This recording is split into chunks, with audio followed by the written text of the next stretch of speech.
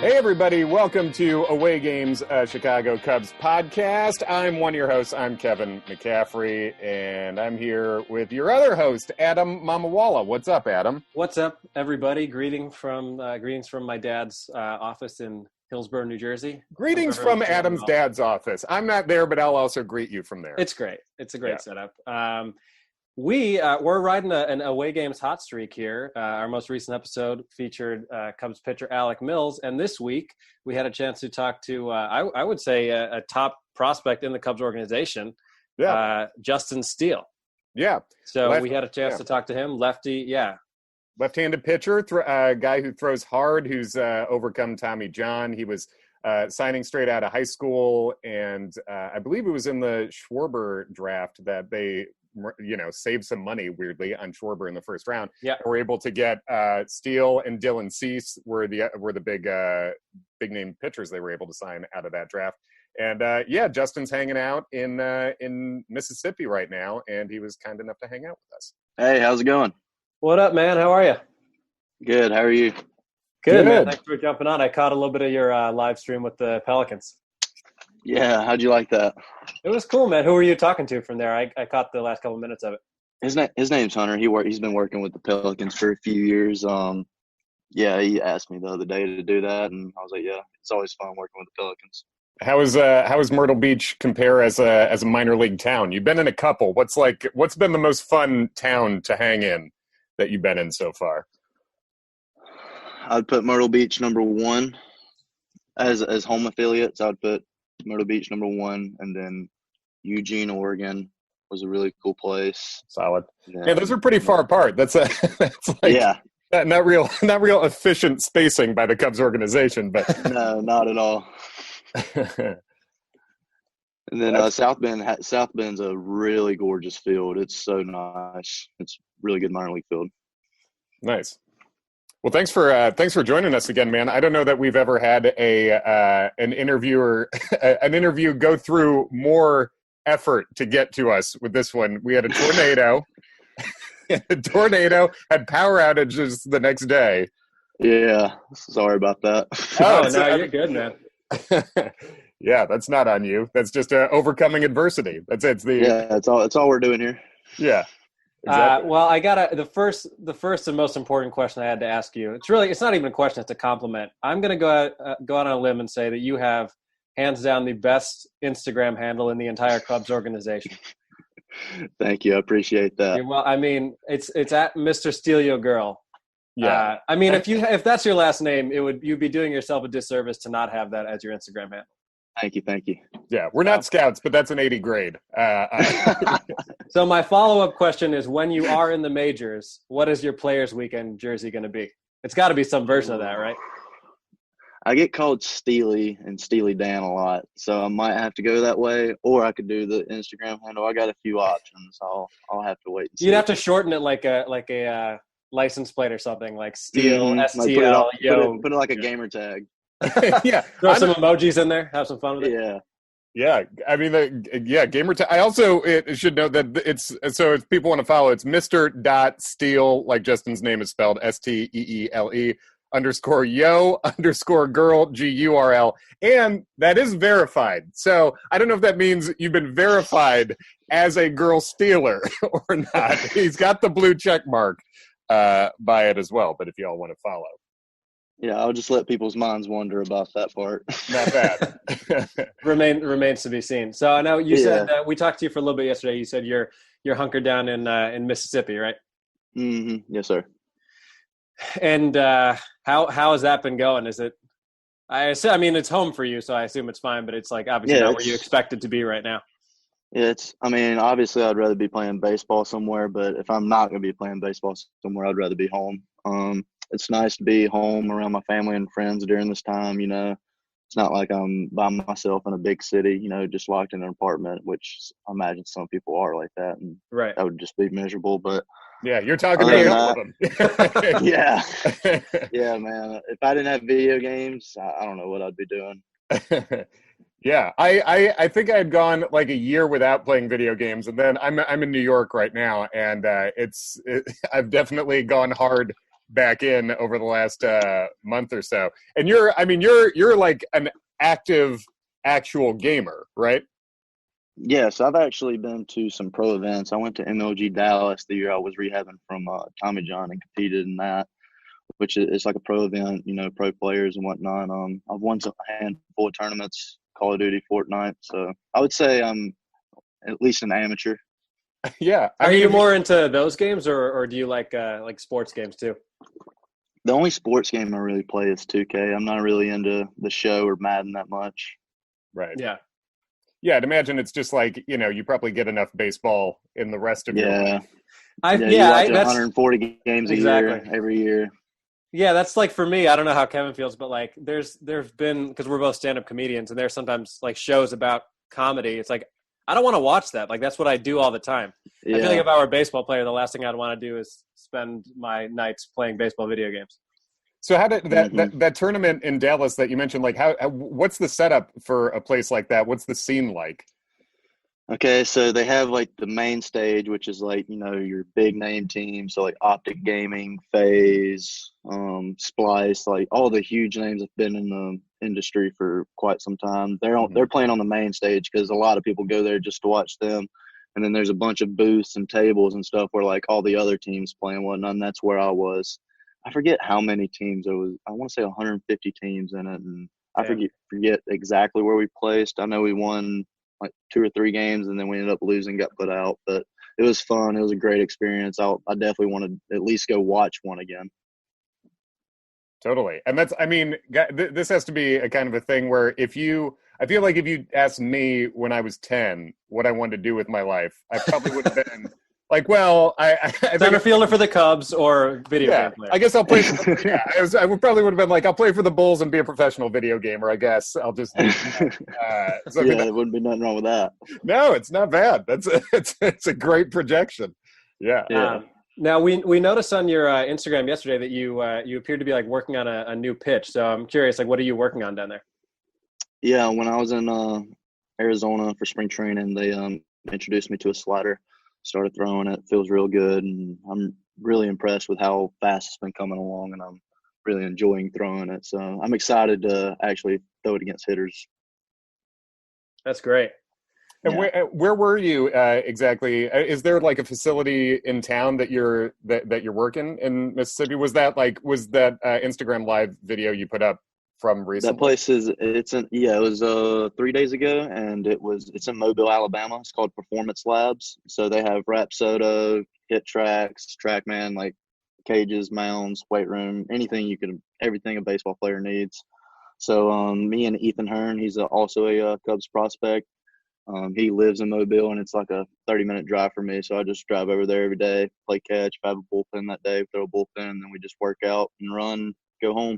Nice. Sounds like a pretty good setup. We talked a couple days ago to Alec Mills, and Kevin was actually in spring training watching some of the games. He was asking Alec if he thought the radar guns were hot. Where were you sitting fastball wise in spring training this year? Did you feel like the guns were hot, or were people just rare and ready to go? I'm gonna say the guns aren't hot because I liked where I was at. Sure.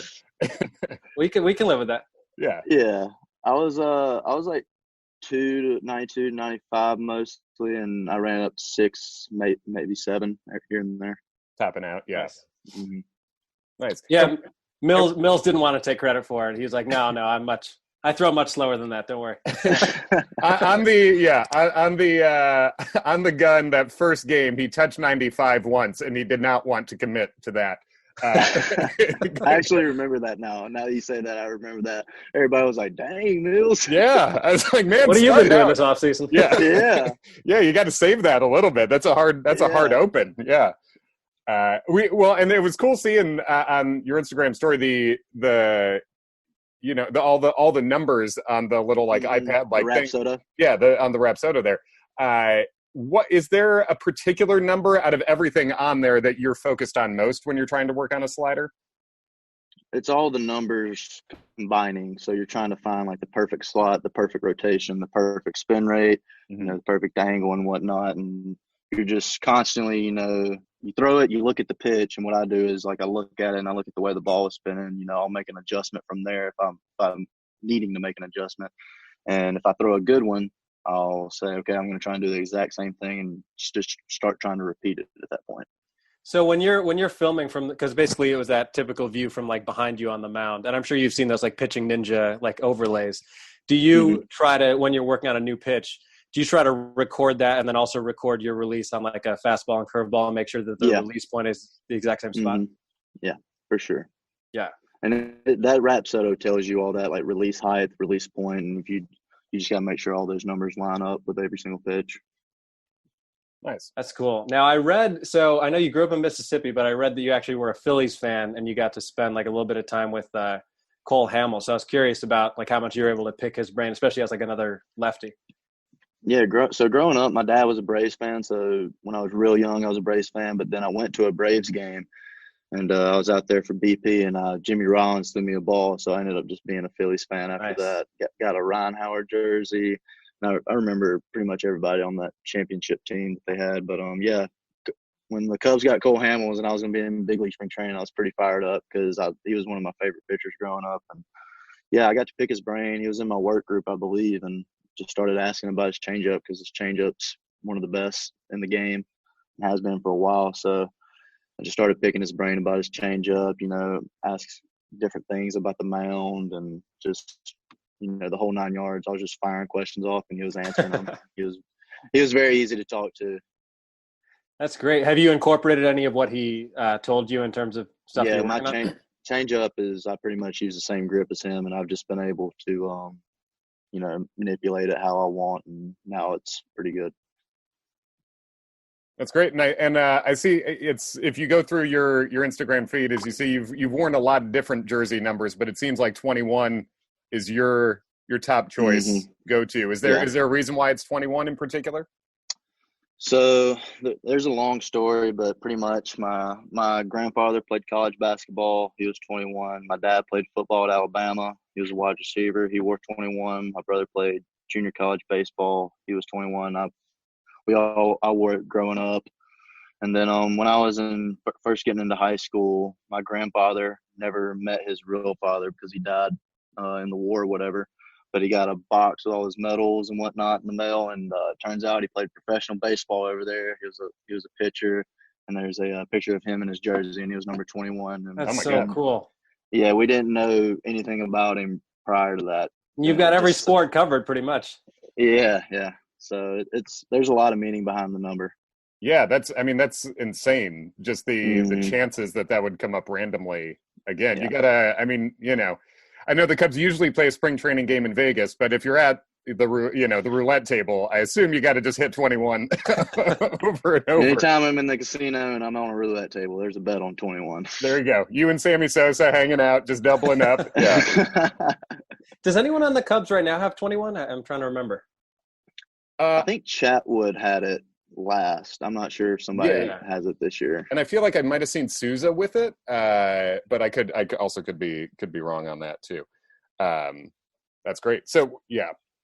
Now I know you said you got to talk to Hamels a bit. In terms of other like pitchers, have you spent any time with Lester or anybody else that you've been able to like pick their brain? I've talked a pretty good bit to Kyle Hendricks. He's very knowledgeable, very easy to talk to, very nice guy. Like he'll go out of his way to talk to you. So I talked to him a pretty good bit. Alec Mills, very cool guy. Talked to him a good bit. Everybody talks to one another, so there's always knowledge being spread around, especially when you're in the same work groups as those guys. And did you have a sense, obviously spring training was shut down early, but did you have an expectation of where you were going to start out the season, or were you not really there yet? I didn't expect to, break with the big league team right away, but as far as minor league teams, I wasn't sure. Mm-hmm. Yeah. When you do hopefully break with that major league team soon, do you have a play-up song that you want playing in your mind as you take that mound? I'm always curious about getting to pick out the intro songs.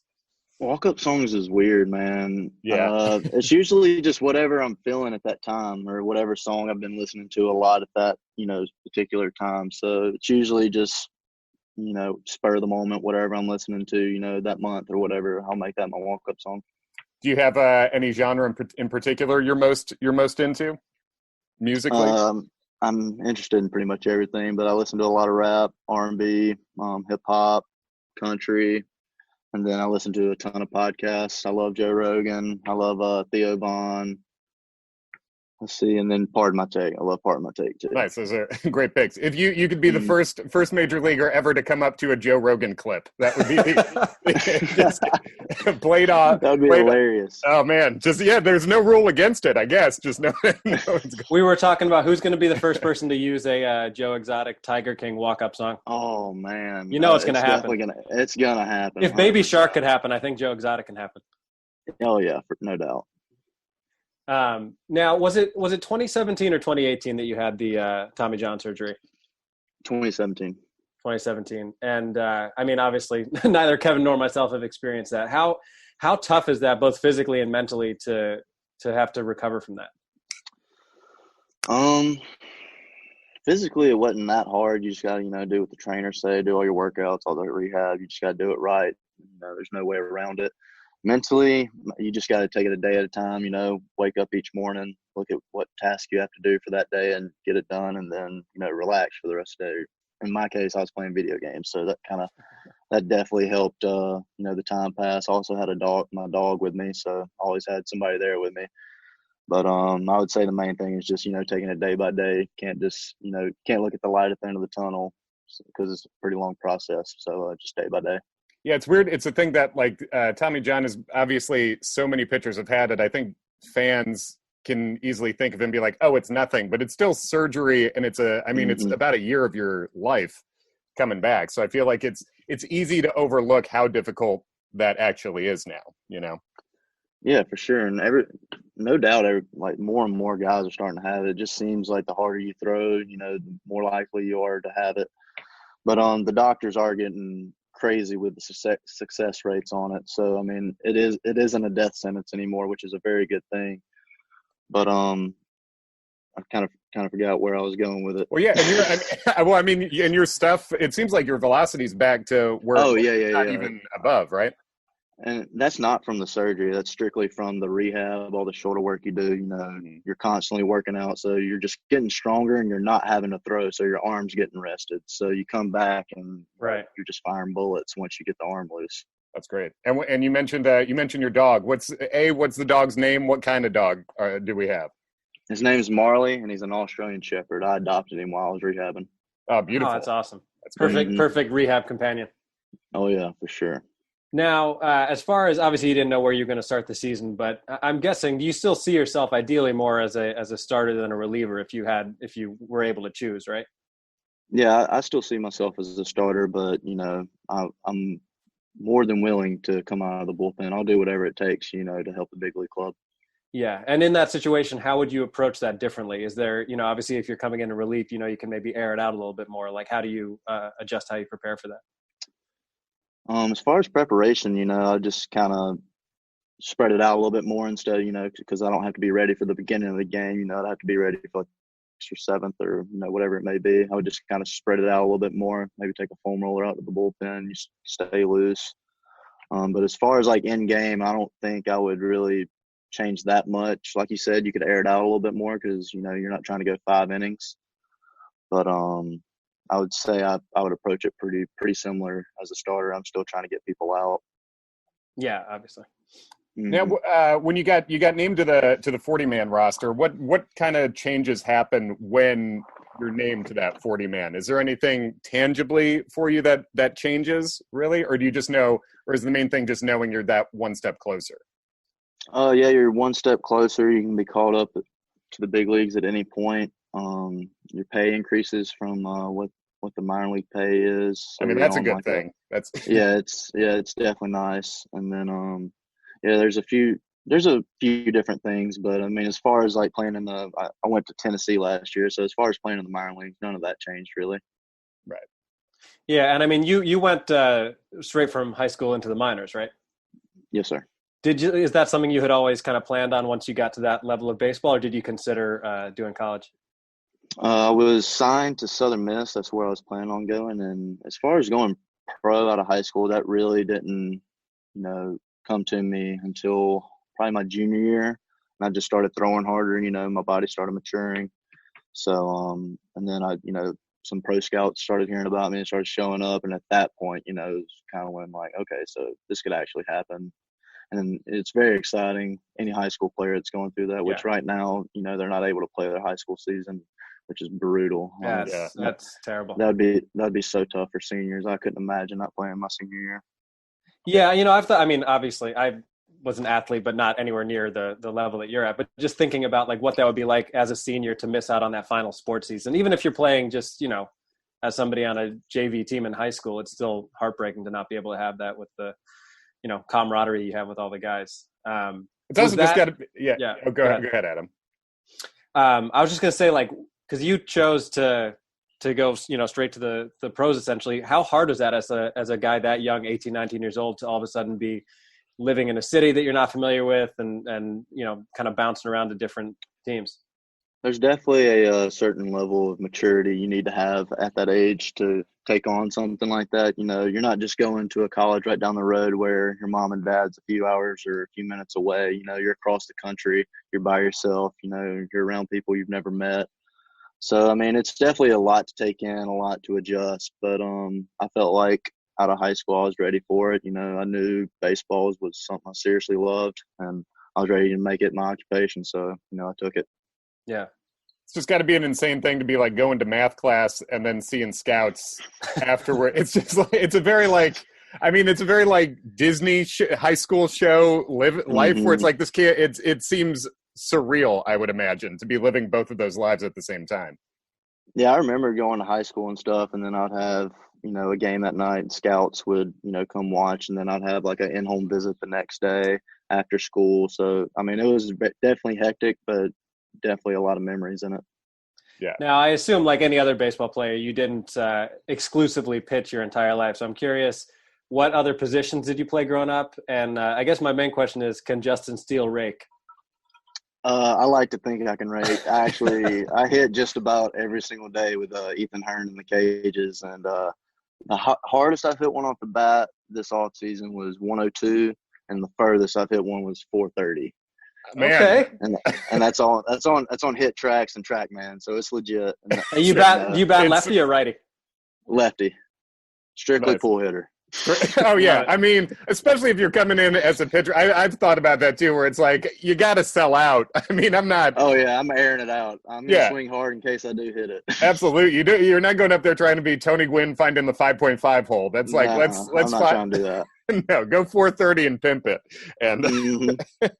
do you have always a amazed that like Lester's home runs always seem to go like left center. I'm very impressed by the. He has like a really smooth golf swing, like with his batting swing. He like just drops the head down. I like his swing. Yeah. It seems like a very smooth and in control, powerful swing by a guy who mine's a lot more violent than that. Buggy whip. Yeah, it's more like Baez if I had to compare it. Not like Baez, but it's pretty violent. Sure. Oh, I love that. Are you willing to commit to us right now on this podcast that if you hit a home run in the big leagues, you will pimp it? Oh yeah, no doubt. If I know it's gone, because like if I don't know it's gone, I'm trying to get 3. Like I'm going head first in the third. Oh yeah. But if you hit a 430, I think you got to carry your bat to first like Juan Soto. Yeah, if I hit at 430, I'm gonna take a good gander at it, admire it, and then I'll get my trot going around the bases. Oh, perfect. That's God, looking forward to that. That's great. That's great. Well, thanks for hanging out with us, Justin. Before we let you go, I got to ask: do we have any video game recs for people who are locked inside right now? Any new game you've gotten into lately you would recommend? Call of Duty Warzone. Anybody that wants to play with me on that, my gamer tag is JSTEEIE. And then my Activision is like it's Mr. Steele Kill, not girl, but Mr. Steele Kill. Sure. You got Justin Steele contains multitudes. You got the Instagram, the more romantic side. How much of a video game shit talker are you? Oh, if I'm with my friends, man, we're getting it at each other. If one of us has a bad game, you're gonna hear it, no doubt. Is there anyone else in the Cubs system who's competitive on a video game level with you? 2K, Dakota Mekas, me and him used to play a lot in Myrtle Beach. Cavante was really good at 2K. Call of Duty, Not up there with me. No one can hang. No one yet. Not in Call of Duty. I've been playing Call of Duty since I was like 13 or 14 years old. So I put in the hours. Sure, you got the stars. You got the general's rank up there. Yeah, 5-star general. Yeah. Yeah, I like the idea that coming out of high school, you were like deciding whether or not to go pro as a gamer or a baseball player.